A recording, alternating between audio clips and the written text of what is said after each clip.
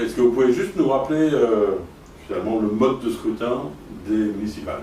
D'accord. Alors, avant de parler du mode de scrutin, il faut rappeler le corps électoral.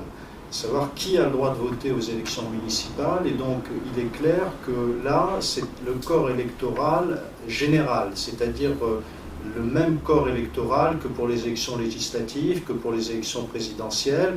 Il suffit donc d'être inscrit sur la liste électorale générale, et pour cela, il faut avoir une résidence de 6 mois dans la commune où l'on souhaite voter.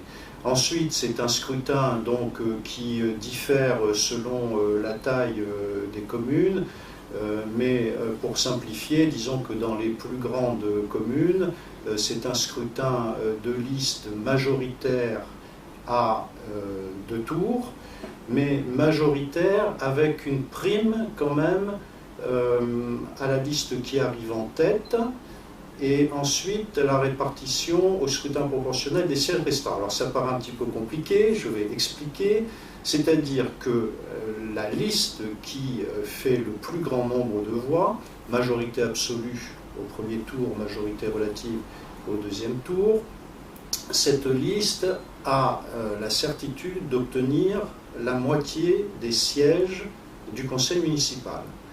L'autre moitié des sièges est répartie au scrutin proportionnel entre l'ensemble des listes qui ont été admises à participer à la répartition des sièges.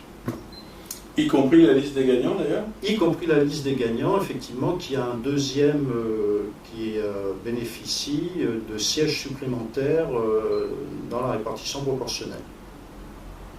Donc c'est un système qu'on peut considérer comme satisfaisant parce qu'il garantit l'existence d'une majorité municipale. Voilà. Après ce scrutin, on a donc un conseil municipal qui va élire son maire. Oui. La première réunion du conseil municipal est consacrée à l'élection du maire, mais également à l'élection des adjoints au maire. Donc ça se fait au cours de la même séance. Le nombre d'adjoints au maire varie selon l'importance de la population. Et donc c'est ensuite le maire qui, lui, délègue une partie de ses pouvoirs aux adjoints qui sont chargés de l'assister dans son rôle d'exécutif municipal.